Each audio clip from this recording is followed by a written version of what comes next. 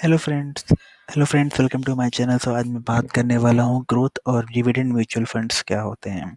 ये भी mutual funds की एक कैटेगरी है दोस्तों, और मैंने पिछले वीडियो में डेट और इक्विटी म्यूचुअल फंड्स के बारे में बात करी थी। अगर आपने वो वीडियो ना देखा हो तो आप इस कार्ड पे क्लिक करके आप वो वीडियो देख सकते हैं। अब आते हैं ग्रोथ म्यूचुअल फंड्स के। So basically growth mutual funds जो होते हैं वो कंटिन्यूअसली आपका पैसा इन्वेस्ट करते रहते हैं, यानी मंथ एंड में उनको जितना भी प्रॉफिट हुआ है वो उसके अगर वो डिविडेंड पेइंग स्टॉक में पैसा इन्वेस्ट किया हुआ है तो उससे वो और उसके स्टॉक्स खरीद लेंगे। या फिर ये लोग मोस्टली जो ग्रोथ स्टॉक्स होते हैं, यानी जो कंपनियां डिविडेंड कम पे आउट करती हैं या फिर एकदम पे आउट नहीं करती हैं, उन स्टॉक्स में इन्वेस्ट करते हैं।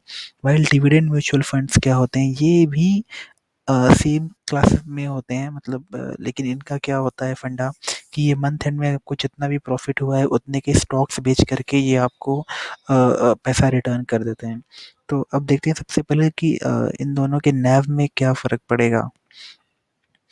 तो जो ग्रोथ म्यूचुअल फंड्स का नैव है वो कंटिन्यूअसली बढ़ता जाएगा, वो कंटिन्यूअसली ऐसे ऐसे ऐसे करके बढ़ता जाएगा।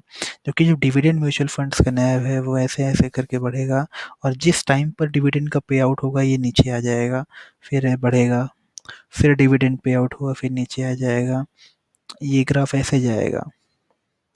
तो डिविडेंड इन्वेस्टमेंट में एक चीज़ ध्यान रखने वाली बात होती है दोस्तों कि ये डिविडेंड तभी पे आउट होता है जबकि आपकी जो भी प्रॉफिट जो आपका नैव है वो एक सर्टेन वैल्यू से ऊपर गया है।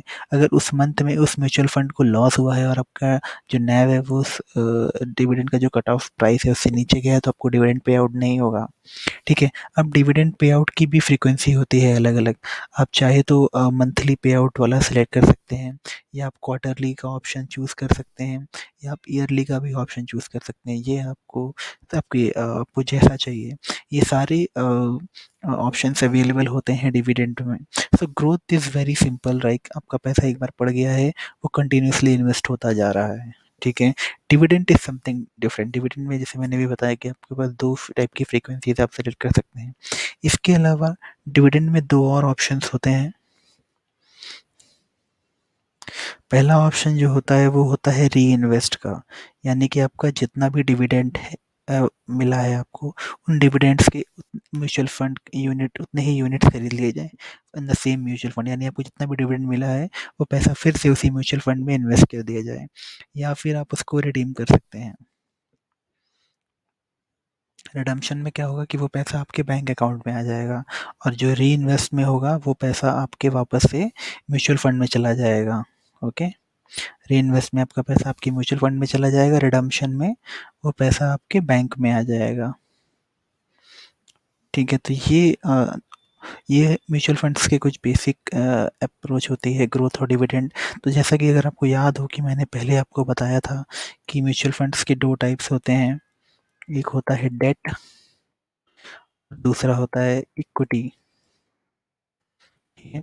तो अब ये ग्रोथ और डिविडेंड ये दोनों ऑप्शंस हर फंड्स में रहेंगे, यानी कि आपको चाहे वो फंड डेट हो या इक्विटी, उसमें आपको एक ग्रोथ और एक डिविडेंड का ऑप्शन भी दोनों मिलेंगे ऑप्शंस आपको।